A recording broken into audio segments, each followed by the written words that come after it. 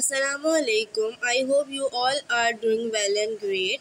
जैसे कि हमने प्रीवियस लेक्चर में अपने assets, nature of assets and accounting definition, basic definition पढ़ी थी, तो आज हम लायबिलिटीज़ को डिस्क्राइब एंड डिफाइन करेंगे कि what is liabilities. Liabilities obligation against economic benefit owned by an enterprises. Basically liabilities क्या होती हैं? लायबिलिटीज़ किसी भी ऑर्गेनाइजेशन की जो है वो ज़िम्मेदारी होती है जो उसे पे ऑफ करनी होती है। किसी भी ऑर्गेनाइजेशन के अंदर अगर किसी ने लोन लिया है या उसे पे करना है या किसी भी क्रेडिट पे ट्रांजैक्शन करी है उसको पे करना है, तो वो उसकी लायबिलिटीज़ कहलाती हैं, यानी कि ज़िम्मेदारी कहलाती है।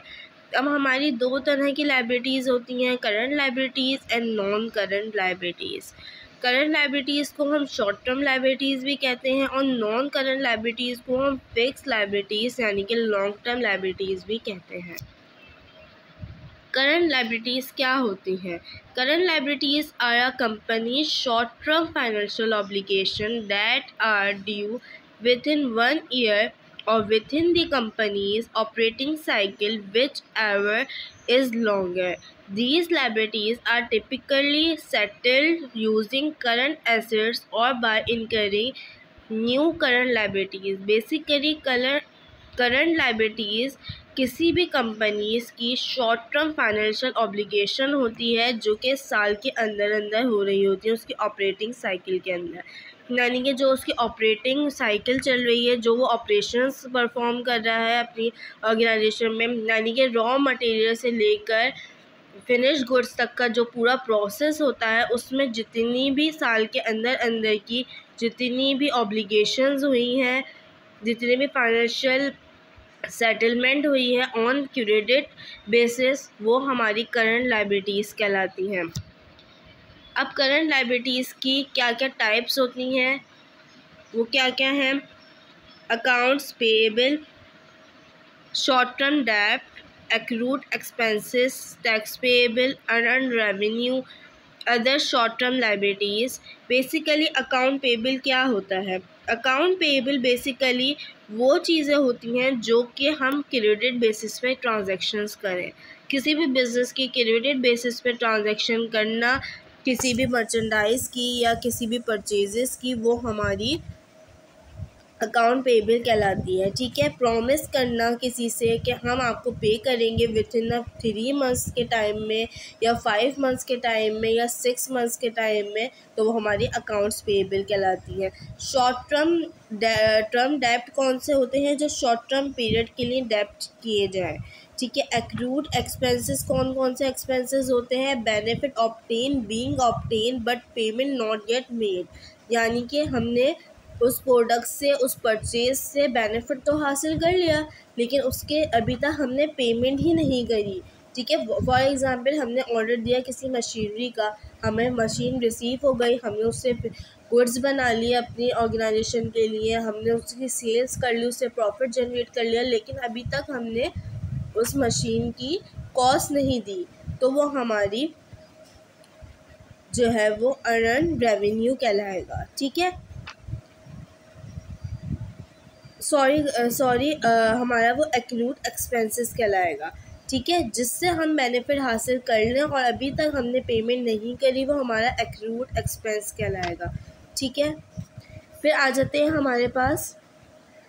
अब अनअर्न्ड रेवेन्यू क्या होता है? अनअर्न्ड रेवेन्यू वो चीज़ गुड्स होती हैं, वो प्रोडक्ट्स होते हैं कि हमने डिलीवर तो कर दिए लेकिन अभी तक हमें जो है वो मनी रिसीव ही नहीं हुई। फॉर एग्ज़ाम्पल इतने गुड्स, एक सप्लायर ने हमें ऑर्डर दिया कि हमें 10,000 गुड्स जो है वो सप्लाई करने, ठीक है, लेकिन अभी तक हमने जो है वो उसको सप्लाई तो कर दिया सप्लायर को, लेकिन उसने अभी तक हमें पेमेंट नहीं दी, तो वो हमारी अनअर्न्ड रेवेन्यू कहलाएगा। ठीक है, अदर शॉर्ट टर्म लायबिलिटीज़ में हमारे पास बैंक ओवरड्राफ्ट भी आ जाते हैं, नोट्स पेएबल भी आ जाते हैं, बिल्स पेएबल भी आ जाते हैं, यानी कि हमने यूटिलिटी यूज़ तो कर ली, बिल इलेक्ट्रिसिटी अपनी ऑर्गेनाइजेशन के अंदर, अपनी फैक्ट्री के अंदर, लेकिन अभी तक हमने बिल पे नहीं किया, तो हमारी ये जो है वो बिल पेएबल कहलाएगा। आई होप सो आप लोगों को अभी तक total current liabilities clearly define हो गई होंगी। तो हम नेक्स्ट जो है वो आगे बढ़ते हैं अपने फिक्स लाइबिलिटीज़ के ऊपर। फिक्स लाइबिलिटीज़ आपकी वो लाइबिलिटीज़ होती हैं जो कि आपकी लॉन्ग टर्म लाइबिलिटीज़ होती हैं, यानी कि लॉन्ग टर्म बेसिस पे 1 साल से ज़्यादा की बेसिस पे ऑपरेटिंग साइकिल हो रही है किसी भी ऑर्गेनाइजेशन के अंदर, तो हमारी फिक्स लाइबिलिटीज़ कहलाती हैं। फिर हमारे पास फिक्स लाइबिलिटीज़ में क्या क्या चीज़ आ जाती है? Long term loans, mortgages, bonds payable, long term lease obligations. What is long term loans? वो लोन्स जो 1 साल से ज़्यादा के अरसे के लिए आपको लोन्स प्रोवाइड किए जाएँ, वो हमारे लॉन्ग टर्म लोन्स कहलाते हैं। ठीक है, इसके अलावा हमारे पास डिबेंचर्स और बॉन्ड्स भी आ जाते हैं। इसमें डिबेंचर्स और बॉन्ड्स भी लॉन्ग टर्म डेब्ट सर्टिफिकेट होता है जो कि कंपनी इशू करती है अपने राइजेस फंड करने के लिए, यानी कि बॉन्ड्स और डिबेंचर क्यों इशू करती है कंपनी? अपने फंड्स इंक्रीज़ करने के लिए। ठीक है, बॉन्ड्स क्यों इशू करती है कंपनी? कि अपने फंड्स इंक्रीज़ कर सके, अपनी इन्वेस्टमेंट, अपना कैपिटल इंक्रीज़ कर सके, ताकि वो ज़्यादा से ज़्यादा प्रॉफिट जनरेट कर सके। ठीक है, इसके अलावा हमारे पास आ जाते हैं mortgages, loan secured by property with long term repayment schedule. ठीक है, फिर हमारे पास आ जाते हैं long term lease obligation, lease agreement which term exceeding 1 year, यानी कि वो लॉन्ग टर्म लीज ऑब्लिगेशन जिसका एग्रीमेंट ही एक्सीड हो रहा हो, ज़्यादा से ज़्यादा 1 साल हो। ठीक है, एक्सीड हो रहा हो बहुत, 1 साल से ज़्यादा, 4 साल, 5 साल, 6 साल, तो वो हमारी लॉन्ग टर्म लीज ऑब्लिगेशन होती है। ठीक है, तो these are the fix liabilities. I hope so आप लोगों को बहुत अच्छे से current liabilities and fix liabilities understand हो गई होंगी।